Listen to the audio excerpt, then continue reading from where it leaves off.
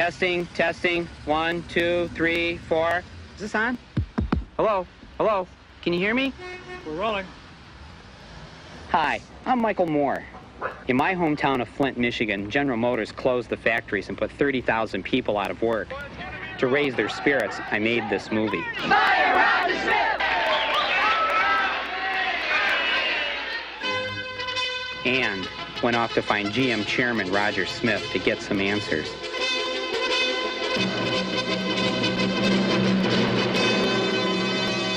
Boy, was he hard to get to. We're going to have to ask you to leave the club. You want me to call Roger Smith? Let's all blend this. Call General Motors. I really don't know. On the sidewalk. I don't think we've met. Do you have an appointment? Mr. Smith is not in. I don't understand. Would you mind leaving?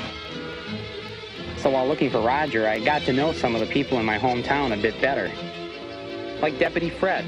I treat a person the way I would like to be treated. Sheriff's Department. And I met a neighbor or two. I was color analyzed by someone in the IMS line, who are the people who taught me to do colors, and I've discovered that I am another season. Talked to a PR guy at GM. Because a guy is an automobile executive does not make him inhuman. I've talked to enough of them, I know what their concerns are. I met some celebrities. Well, I was born here in Flint, but I don't know anything about it. And kept trying to find Roger. Roger wasn't talking, but the critics wouldn't keep quiet. Roger and Me, selected as one of the year's 10 best by the New York Times. Judith Crist, Siskel and Ebert. This guy, out. The New York Post, Cosmopolitan Magazine, Gannett News Service, the Seattle Times, the Baltimore Sun, Jeffrey Lyons Sneak Previews, the Toronto Globe and Mail, Rolling Stone, and more. So Roger, if you're out there, listen to the critics.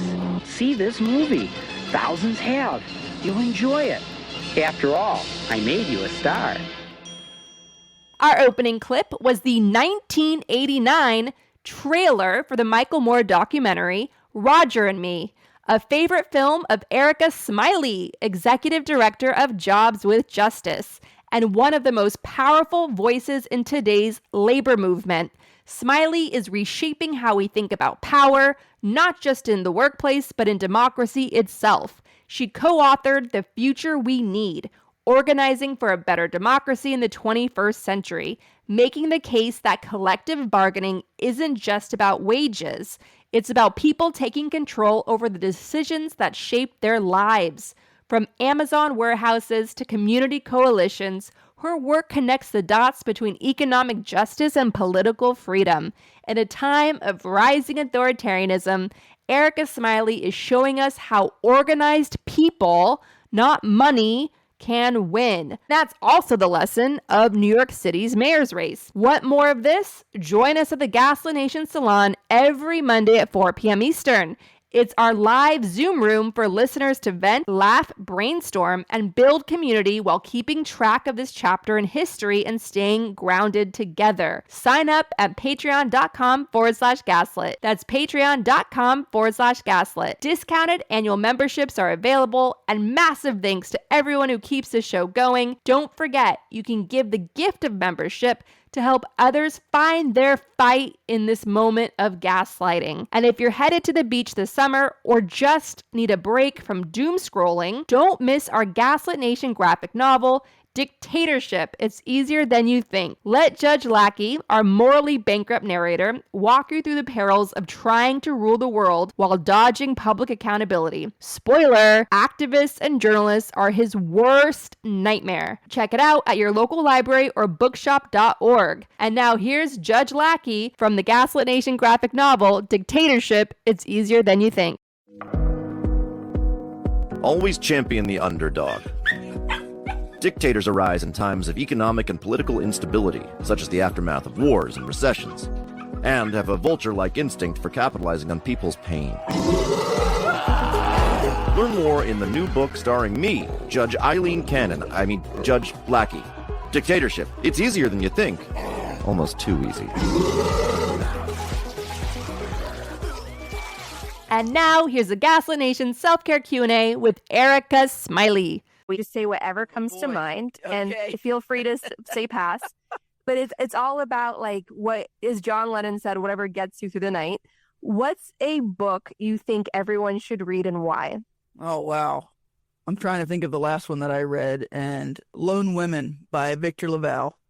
It's fiction. It's fantastic. He's a black horror fiction writer, but it actually talks about, the move of many women, including black women, to the Montana Badlands in an early period, and Black, Asian, and white, and Native. And it just is a beautiful story of resilience and also the difficulties and getting out of a tough situation. I think people would find that inspiring. I know people thought I was going to say nonfiction. There's certainly a ton of nonfiction you can read, but I think that one is something that actually gave me a lot of hope and energy. What's a documentary everyone should watch? Oh, God, a documentary everyone should watch. Roger and Me. It explains everything we're doing right now. It's old, By Michael Moore. 1993, Absolutely. but do it. You got to watch Roger and Me. What's a comedy or dramatic film everyone should watch? I don't know if other people would think this was comedy, but I love it. Abraham Lincoln Vampire Slayer or Vampire Hunter. It's cathartic. It's kind of like Sinners, I haven't seen Sinners yet, which I know is terrible. So that'll probably replace Abraham Lincoln Vampire Hunter, but until I see it, that's the one. Sinners is a cinematic masterpiece. I know it is. I can't wait. And it's going to replace it. I know it. Who are some historical mentors who inspire you?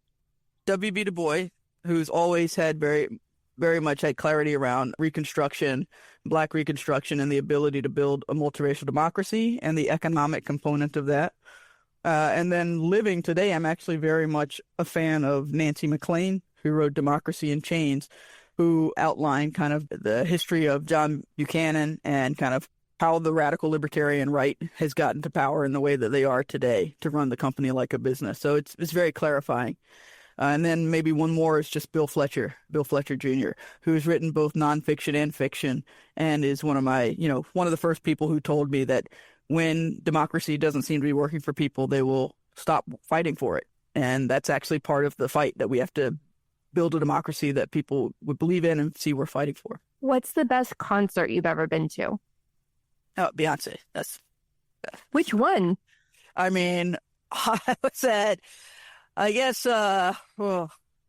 Homecoming was the bomb, but I also went to Lemonade, and it was really, really good. Yeah.